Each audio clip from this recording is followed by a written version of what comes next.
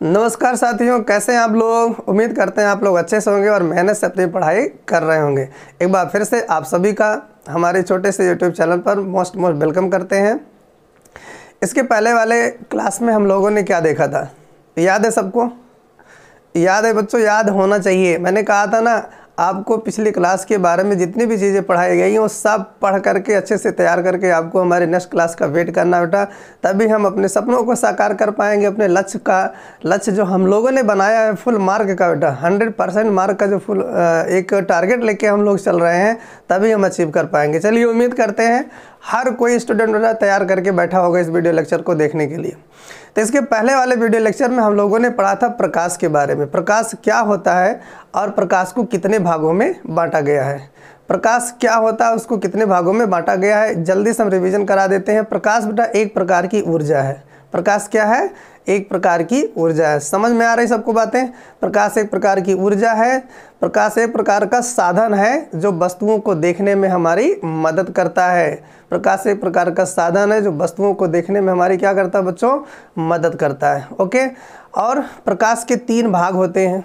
प्रकाश के कितने भाग होते हैं? 3 भाग। तीनों भाग का नाम आपको पता है। आप मेरे साथ आप उन तीनों का नाम लीजिए। पहला क्या था बेटा? परावैंगनी। पहला क्या था? परावैंगनी। याद आ रहा सबको? परावैंगनी की तरंगदैर्घ्य क्या मैंने बताया था? आप लिखिए, मेरे साथ लिखा करिए बेटा, मेरे साथ लिखा करिए। पेन ले लीजिए, कॉपी ले लीजिए, रफ फेयर सब कुछ लेकर के बैठा करिए। यदि आपको अच्छे से सीरियसली पढ़ना है हमारे वीडियो लेक्चर को, तो आप सब कुछ तैयारी के साथ बैठा करिए। जैसे आप ऑफलाइन क्लास में बैठते हैं उसी तरीके से बेटा ऑनलाइन क्लास में भी आपको बैठना चाहिए। तो बताइए, परावैंगनी की तरंगदैर्घ्य कितनी होती है? 4 × 10⁻⁻7 मीटर से 4 × 10⁻⁻7 मीटर से 6 × 10⁻⁻7 मीटर तक ये होती है तरंगदैर्घ्य किसकी? परावैंगनी, जिसको आप अल्ट्रा वायलेट रेज कहते हैं। अल्ट्रा वायलेट रेज, इसका सोर्स क्या है बेटा? बहुत गर्म पिंड जो होते हैं, जिसका हाई टेम्परेचर होता है, वहाँ से ये जो है किरणें निकलती हैं। दूसरा क्या मैंने बताया था? दृश्य प्रकाश। दृश्य प्रकाश की वेवलेंथ कितनी होती है? तरंगदैर्घ्य 4 × 10⁻⁻7 मीटर से 4 × 10⁻⁻7 मीटर से कितना? 7 × 10⁻⁻7 मीटर से 4 × 10⁻⁻7 मीटर से 7 × 10⁻⁻7 मीटर की अगर कोई वेवलेंथ है तो समझिएगा वो दृश्य प्रकाश के अंतर्गत आएगी। तीसरा पार्ट क्या था बेटा? याद आ रहा आपको? तीसरा पार्ट क्या था? अवरक्त प्रकाश, जिसको आप इंफ्रारेड कहते हैं। क्या कहा जाता है बेटा? इंफ्रारेड। इंफ्रारेड, इंफ्रारेड याद करिए मेरे साथ। जितनी ज़्यादा बार बोलेंगे उतना ज़्यादा आपको चीज़ें समझ में आएंगी। क्लियर? इंफ्रारेड की वेवलेंथ कितनी बताई थी? 1 नैनोमीटर से 700 नैनोमीटर। 1 नैनोमीटर से कितना बेटा? 700 नैनोमीटर। याद आ गई सारी बातें? ओके। 1 नैनोमीटर में कितने मीटर होते हैं बेटा? आप जल्दी से कॉपी पे लिख करके खुद को चेक कर लीजिए कि हमें याद है कि नहीं। 1 नैनोमीटर में कितने मीटर होते हैं?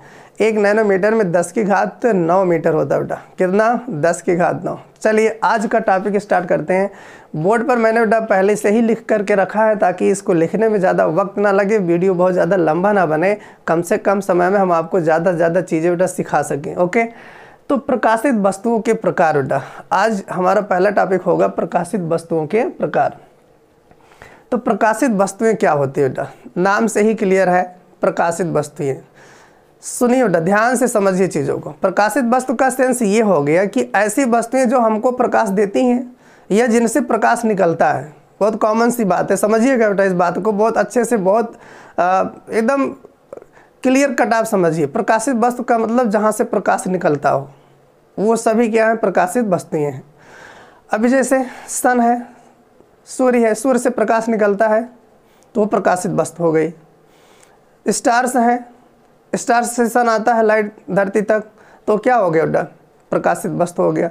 बल्ब है, मोमबत्ती है, दीपक है, यहाँ से प्रकाश निकलता है, तो ये सभी क्या हो गए? प्रकाशित वस्तुएं होंगे। लेकिन मेरा सवाल है, क्या लकड़ी, पुस्तक, मेज जिसको हम देख पाते हैं, क्या वो भी प्रकाशित वस्तुएं हैं? आप कमेंट बॉक्स में बेटा मुझे लिख करके बताइए, अभी लिख करके बताइए। हम तो आगे पढ़ा ही रहे हैं बेटा, हम आगे पढ़ा रहे हैं, हम सारी चीज़ों को पढ़ा रहे हैं। अभी आपको पता चल जाएगा कि ये प्रकाशित वस्तुएं हैं कि नहीं है। लेकिन जो मैं पूछा पहले आप मुझे जवाब दे दीजिए। बताइए क्या लकड़ी, कुर्सी, मेज आपको दिख रही है वो प्रकाशित वस्तु है कि नहीं है? क्या वहाँ से प्रकाश आ रहा है कि नहीं आ रहा है? आप कमेंट बॉक्स में लिख करके मुझे पहले जवाब दीजिएगा वीडियो रोक करके। और यदि आपका जवाब सही होगा तो आप समझिएगा कि आपको फिजिक्स आने लगी है, फिजिक्स समझ में आने लगी है और फिजिक्स में आपको मज़ा भी आने लगा बच्चों। यस, चलिए मैं आपको बताता हूँ। लकड़ी, कुर्सी, मेज, पुस्तक या जो कुछ भी आप देख रहे हो वो सभी प्रकाशित वस्तुएं होती है बेटा, वो सबके सब प्रकाशित वस्तुएं होंगी। अब कुछ लोग आश्चर्यचकित हो गए हैं, ये सर क्या बता दिए, सन से प्रकाश आता है तो प्रकाश देता है इसलिए प्रकाशित वस्तु है, मोमबत्ती से प्रकाश निकलता है वो भी प्रकाशित वस्तु, ये कुर्सी से कब प्रकाश निकलने लगा, पुस्तक से हमारे कब प्रकाश निकलने लगा, वो कैसे प्रकाशित वस्तु हो सकता है? तो आप बच्चों ध्यान से समझ लीजिए, यही तो लॉजिक है। अगर वहाँ से प्रकाश नहीं निकलता होता, कुर्सी से, पुस्तक से या किसी भी वस्तु से प्रकाश यदि नहीं निकलता होता तो हमें दिखाई ही नहीं देती। समझ पा रहे हो बेटा? Are you getting my point? क्या आपको मेरी बात समझ में आ रही है बेटा? अगर कोई चीज़ भी है, अगर मुझे दिखाई दे रही है तो समझना कि वहाँ से ज़रूर प्रकाश आ रहा हमारी आँख तक, हमारी आँखों के रेटिना पर वो लाइट आके पड़ रही है तभी वो मुझे दिखाई दे रही है, नहीं तो वो दिखाई नहीं देती। क्लियर हो गई बातें यहाँ तक? तो चाहे भी ये सन हो, बल्ब हो, मोमबत्ती हो, लकड़ी हो, पुस्तक हो, मेज हो, कुछ भी हो, अगर वो आपको दिखाई दे रहा है इसका मतलब वहाँ से प्रकाश हमारे रेटिना पर पड़ रहा है। इसका मतलब सब कोई भी हो, सब प्रकाशित वस्तुएं हैं, सबके सब प्रकाशित वस्तुएं हैं। यहाँ तक समझ में आया? अब आपका दिमाग थोड़ा सा घुमा होगा बेटा, अगर सबके सब प्रकाशित वस्तुएं हैं तो फिर अंतर क्या है सब में? इन सब में अंतर क्या? वो सन जो है वो और ये कुर्सी, मेज, ये सब, इन दोनों में अंतर क्या है? अंतर है बेटा। उसी अंतर को समझने के लिए वस्तुओं को दो भागों में बांट दिया गया। क्या क्या है? पहला है प्रदीप्त वस्तुएं, दूसरा है अप्रदीप्त वस्तुएं। प्रदीप्त वस्तुओं को बेटा हम ल्यूमिनस बॉडी कहते हैं और इसको नॉन ल्यूमिनस बॉडी कहते हैं। प्रदीप्त वस्तुएं माने ल्यूमिनस बॉडी, अप्रदीप्त वस्तुएं माने बेटा नॉन ल्यूमिनस बॉडी। समझ में आ रही सबको ये मेरी बातें? ल्यूमिनस बॉडी और नॉन ल्यूमिनस बॉडी, प्रदीप्त वस्तुएं और अप्रदीप्त वस्तुएं। समझ में आ रहा बेटा सबको? अब देखिए प्रदीप्त वस्तुएं, इसकी डिफिनीशन क्या है? अब जैसे मैंने उदाहरण बताया सन का, सूर्य हो गया, तारे हो गए, बल्ब हो गया, मोमबत्ती हो गया। तो मैं इस उदाहरण को लिख रहा हूँ यहाँ पे, सूर्य, तारे, बल्ब, मोमबत्ती, दीपक आदि, ये भी प्रकाशित वस्तुएं हैं बेटा, ये भी प्रकाशित वस्तुएं हैं। लेकिन प्रकाशित वस्तुओं में कौन सी है? ल्यूमिनस इन्हें कहा जाता है, इन्हें ल्यूमिनस ऑब्जेक्ट। क्यों इन्हें ल्यूमिनस कहा गया बेटा? ल्यूमिनस इसलिए कहा गया क्योंकि इनका खुद का अपना प्रकाश होता है बेटा। This is very very important, this is very very most important बेटा, क्योंकि इनका खुद का अपना प्रकाश होता है। जैसे सन है, सन बेटा खुद वो प्रकाश बनाता है। सन के अंदर कुछ ऐसे केमिकल्स रिएक्शंस होते हैं, कुछ ऐसी रासायनिक अभिक्रियाएं होती हैं जिनके द्वारा एनर्जी बनती है और उस एनर्जी से प्रकाश हमारे धरती पर आ रहा है। वही सेम काम बेटा स्टार्स के पास भी है। तारे जो आसमान में टिमटिमाते हुए नज़र आते हैं, चमकते हुए नज़र आते हैं रात के टाइम में, उनके अंदर भी यही प्रोसेस हो रहा है। बल्ब है, मोमबत्ती है, दीपक है बेटा। बल्ब हम जब जलाते हैं तो उसमें करंट फ्लो होती है, करंट से जो वैद्युत ऊर्जा है बेटा वो प्रकाश ऊर्जा में बदलती है। मतलब वो जो बल्ब है वो खुद प्रकाश को बनाते हैं। जैसे सन अपना प्रकाश खुद बनाता है, बल्ब भी अपना प्रकाश बनाता है, मोमबत्ती जल करके अपना प्रकाश खुद बनाती है। मतलब ये लोग क्या करते हैं, खुद प्रकाश बना करके तब वो हमारे आँख तक पहुँचाते हैं। तो ऐसे जितने भी ऑब्जेक्ट हैं, ऐसे जितने भी वस्तुएं हैं जो अपना प्रकाश खुद बनाती हैं, खुद निर्माण करती हैं और तब वो एक स्थान से दूसरे स्थान तक जाता है प्रकाश, ऐसी वस्तुओं को हम प्रदीप वस्तुओं के नाम से जानते हैं। उम्मीद करते हैं बेटा सबको समझ में आया होगा। अगर समझ में आया होगा तो वीडियो को लाइक और शेयर जरूर करिएगा बेटा। तो प्रदीप्त वस्तुएं क्या हो गई? ऐसी वस्तुएं जिनका खुद का अपना स्वयं का प्रकाश होता है बेटा, उन्हें हम प्रदीप्त वस्तुओं के नाम से जानते हैं। उदाहरण क्या है? सूर्य, तारे, बल्ब, मोमबत्ती और दीपक। क्लियर यहाँ तक? अब आते हैं इस कैटेगरी में, देखते हैं। अब सवाल ये है बेटा अप्रदीप्त वस्तुएं क्या होती है, नॉन ल्यूमिनस बॉडी क्या होती है? ऐसी वस्तुएं जिनका खुद का अपना प्रकाश ना हो, जिनका खुद का अपना प्रकाश ना हो उन्हें हम कहते हैं बेटा नॉन ल्यूमिनस बॉडी। वो भी प्रकाशित हैं, वो भी प्रकाश दे रही हैं, वो भी प्रकाश दे रही हैं, लेकिन उनका खुद का अपना प्रकाश नहीं है बेटा। इसमें जो सबसे सुपरहिट उदाहरण है चंद्रमा, जिसको आप मून कहते हो प्यार से, चंद्रमा। चंद्रमा लकड़ी, कुर्सी, मिट्टी आदि। अब आप ध्यान से समझो बेटा। तो सबसे पहली बात यह है कि क्या ये प्रकाशित वस्तुएं हैं? यस बच्चों, दिस इज प्रकाशित वस्तुएं बेटा। ये भी प्रकाशित वस्तुएं हैं, लेकिन अब सवाल है क्या ये खुद अपना प्रकाश रखती हैं, मतलब खुद ये अपना प्रकाश बनाती हैं? तो आंसर है नो बेटा, ये खुद अपना प्रकाश नहीं बनाती हैं। तो सवाल है कि इनको प्रकाश देता कौन है? प्रकाश देता कौन है बेटा? हम आपको उदाहरण बता रहे हैं, आप ध्यान से समझिएगा। जैसे चंद्रमा है, चंद्रमा हमें दिखता है, रात के टाइम में खूब चमकता हुआ दिखता है, दिन के टाइम में भी दिखता है, लेकिन उतना ब्राइट नहीं दिखता है। तो चंद्रमा क्यों हमें दिखता है? चंद्रमा दिखता इसलिए क्योंकि चंद्रमा से प्रकाश हमारे पास आता है, तो इसलिए चंद्रमा हमें दिखता है। तो क्या यह प्रकाश चंद्रमा का अपना स्वयं का है? नहीं बच्चों, अपना स्वयं का नहीं है। तो किसका है? वो प्रकाश बेटा सन का होता है। किसका होता है? सन का। देखो आसमान में एक जगह सन है और एक जगह चंद्रमा है, इस बात को तो बहुत ध्यान से समझिएगा। अभी आगे परावर्तन आपको पढ़ाना है। क्या पढ़ाना है? परावर्तन। और ये घटना आप बहुत अच्छे से समझ पाओगे, आप ध्यान से समझिए। यहाँ सन है, सन अपना प्रकाश खुद बना के रखता है, और यहाँ चंद्रमा है। मान लीजिए यहाँ कहीं धरती है, आप लोकेशन समझिए, यहाँ पे सन है, यहाँ चंद्रमा है, और यहाँ कहीं धरती है। तो सन का प्रकाश पहले मून पर गया, सन का प्रकाश पहले कहाँ गया बेटा? चंद्रमा पर गया। फिर चंद्रमा से यहाँ टकरा करके, इसकी सतह से टकरा करके कहाँ गया? पृथ्वी पर गया। तो चंद्रमा का अपना प्रकाश नहीं है, ये सन का प्रकाश चंद्रमा पर गया, वही चंद्रमा से टकरा करके पृथ्वी पर गया, और पृथ्वी पे हम लोग खड़े हैं। तो चंद्रमा का प्रकाश आ रहा है पृथ्वी पर, तो हमको कौन दिखेगा? चंद्रमा दिख जाएगा। लेकिन क्या वो प्रकाश खुद का है चंद्रमा का? नहीं, वो किसका है? सूर्य का है। तो इसको किस कैटेगरी में रखेंगे बेटा? अप्रदीप्त वस्तुओं के कैटेगरी में रखेंगे। तो चंद्रमा का अपना खुद का प्रकाश नहीं होता, इसको कंफ्यूज मत होइएगा। रात में चंद्रमा दिखता है खूब बढ़िया से, तो उसका मतलब चमकता होगा, खुद चमकता होगा? नहीं बच्चों, वो सन के प्रकाश से चमकता है, और सन का प्रकाश परावर्तित होकर के, रिफ्लेक्ट होकर के धरती पर पहुंचता है, इस वजह से वो चीज़ें हमें दिखती हैं। जैसे लकड़ी, कुर्सी, मिट्टी आदि। जब दिन निकलता है बेटा, सूर्योदय हो जाता है, तो सन का प्रकाश सभी वस्तुओं पर पड़ता है, सभी वस्तुओं पर पड़ता है। आप ध्यान से समझिए। जैसे कोई दीवार आपको दिख रही है बेटा, कोई दीवार आपको दिख रही है, तो सन का प्रकाश उस दीवार पर आया, और दीवार से क्या हुआ? उसकी सतह से परावर्तित हुआ, और परावर्तित होकर के हमारी आँख पर पहुंच गया। अब हमारी आँख पर पहुंचा, तो वो प्रकाश कहाँ से आया है? उस दीवार से टकरा करके ही तो आ रहा है, तो दिखेगी क्या? दीवार हमें दिखेगी। क्लियर हुआ बेटा? अब एक्चुअली में अगर देखेंगे तो वो लाइट सन की है, दीवार की नहीं है। अभी सन अपना जाके छुप जाएगा, तो दीवार दिखेगी आपको? नहीं दिखेगी, अंधेरा ही अंधेरा दिखेगा आपको बेटा। क्लियर हो रही बातें हमारी? तो सन जब आता है तो अपना प्रकाश हर वस्तुओं पर फैला देता है, और तब प्रत्येक वस्तु से बेटा परावर्तन होता है। हर वस्तु से क्या होता है बच्चों? परावर्तन होता है। परावर्तन के बाद वस्तुओं से प्रकाश हमारी आंखों पर आता है, तब वो सारी वस्तुएं हमें दिखती हैं।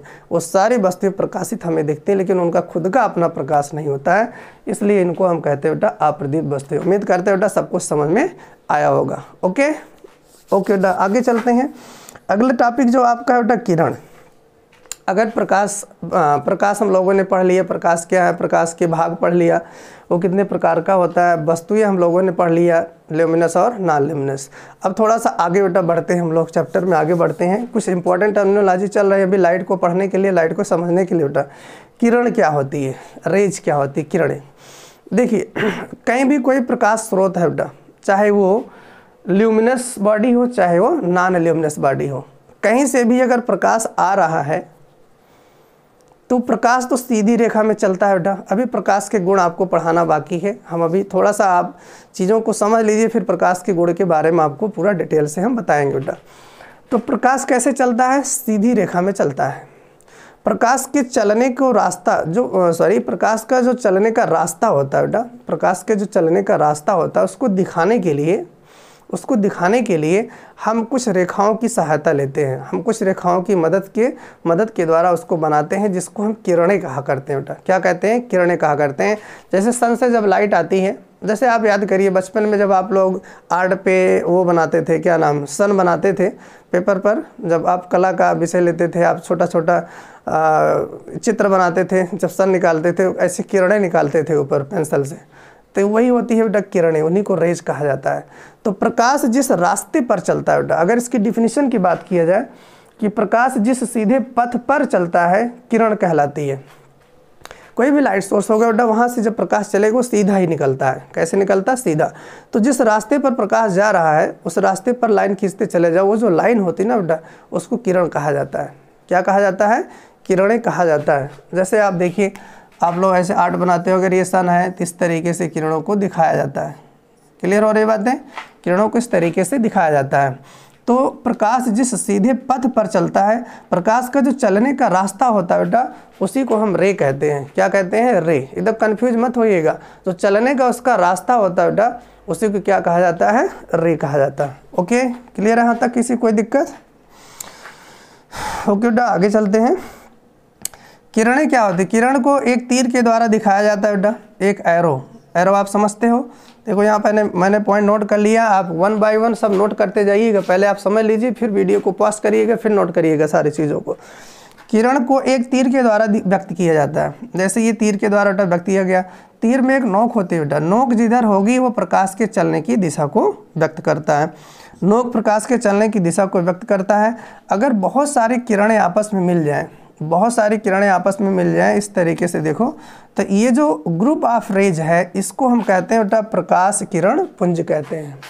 क्या कहा जाता है? प्रकाश किरण पुंज। तो ये दो टर्म आपको समझ में आने चाहिए बहुत अच्छे से बेटा। इसको हम मिटा करके यहाँ बता दे रहे हैं, फिर से आप समझिए। अभी इसको आपको लिखना भी है। पहला टर्म है किरण। प्रकाश का जो पथ होता है, प्रकाश का चलने का जो रास्ता होता है बेटा, उसे किरण कहते हैं। अगर बहुत सारी किरणें कहीं पे बना दिया जाए, बहुत सारी किरणें खींच दिया जाए, तो उसको प्रकाश पुंज कहा जाता है। क्लियर? ये दोनों बातें, किरण और किरण पुंज, समझ में आया? अगर एक रास्ता है, एक किरण आपने बनाया तो उसको किरण कहते हैं। अगर बहुत सारी किरणें बना दी है तो किरण पुंज कहा जाता है। ओके, अब आप वीडियो को पास करके इसको नोट करेंगे। इसके बाद आप यहाँ आ जाइए, बोर्ड पे दिख रहा होगा बेटा। अब ये जो प्रकाश किरण पुंज है, प्रकाश किरण पुंज को बेटा 3 भागों में बांटा गया है।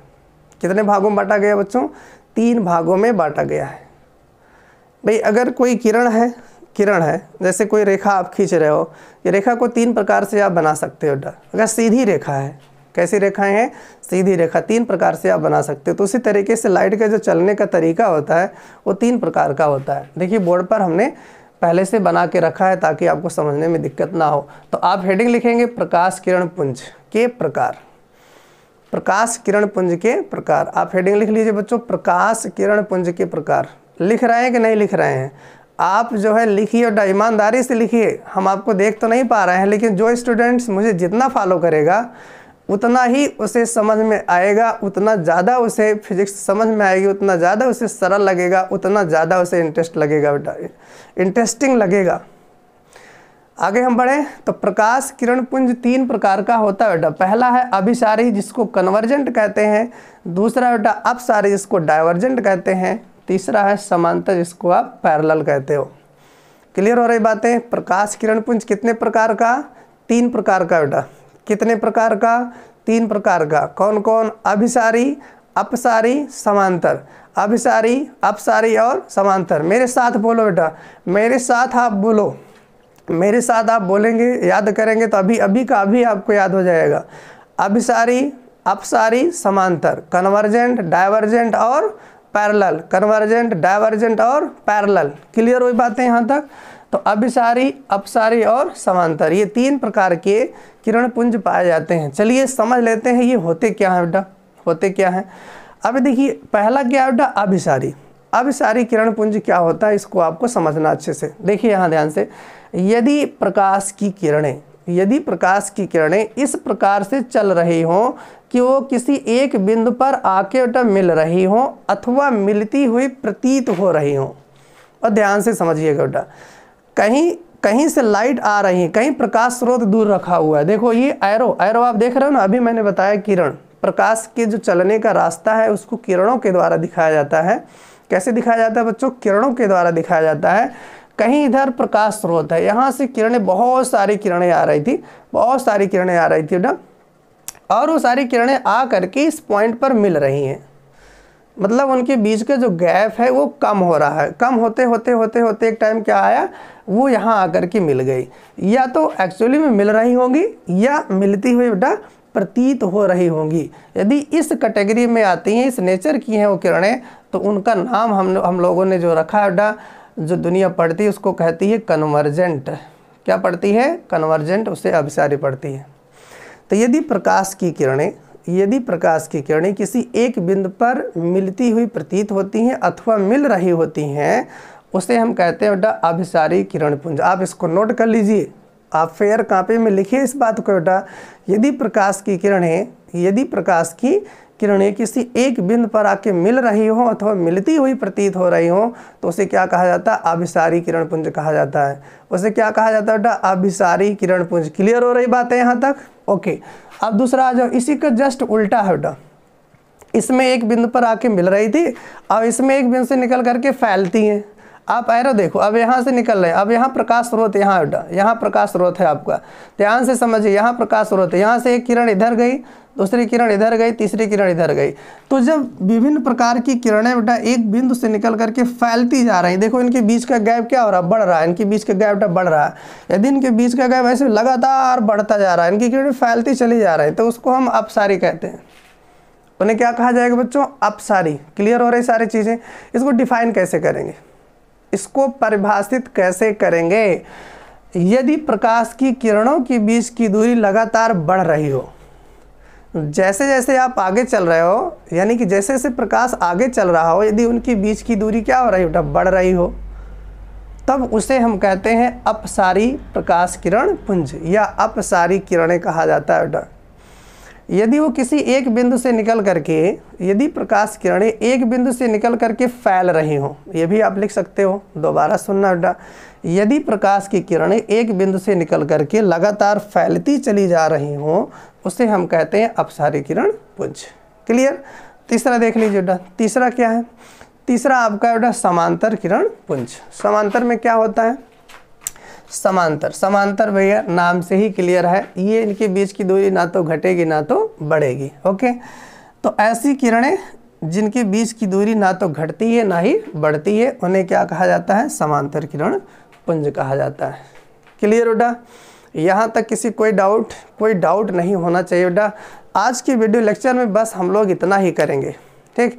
इसके बाद बेटा आप वेट करिएगा नेक्स्ट वीडियो लेक्चर का। उम्मीद करते हैं ये वीडियो लेक्चर बेटा आपको अच्छा लगा होगा, सारी बातें समझ में आई होंगी। इसके बाद वाला जो वीडियो लेक्चर है वो बहुत ही इम्पोर्टेंट होने वाला है। इसको आप अच्छे से देख करके आप जो है फेयर बना लीजिएगा और एक बार दो बार आप रिवीजन कर लीजिएगा, पढ़ लीजिएगा। जो चीज़ें आपको नहीं समझ में आई हैं उसको बेटा एक बार दोबारा रिपीट करके वीडियो को देख लीजिएगा। और आपसे एक छोटी सी रिक्वेस्ट है बच्चों, आप जानते हैं ये छोटा सा जो चैनल है इसको धीरे धीरे बड़ा करना है, इसमें लोगों को जोड़ना है। जो भी ऐसे बच्चे हैं जिनको ज़रूरत है बेटा फिजिक्स सीखने की, उनको आप इनवाइट करिए इस चैनल पर, उनको लिंक भेज दीजिए, ज़्यादा से ज़्यादा लोग इस चैनल से जुड़ जाएं। जो बच्चे कोचिंग नहीं जा पा रहे हैं या जो बच्चे कोचिंग की फ़ीस नहीं दे पा रहे हैं, उनके लिए बेटा ये यूट्यूब चैनल बनाया गया है। या जो बच्चे जो है IIT JEE का, नीट का, मेडिकल का सपना देखें बेटा, आगे पढ़ने के लिए इच्छुक हैं, उनके लिए भी ये चैनल बहुत महत्वपूर्ण एक फाउंडेशन का काम करेगा। क्योंकि हर छोटी चीज़, बेसिक चीज़ का यहाँ पर हम लोग जो है डिस्कशन करते हैं बहुत बेहतरीन तरीके से। ओके बेटा, best of luck. Thank you for watching.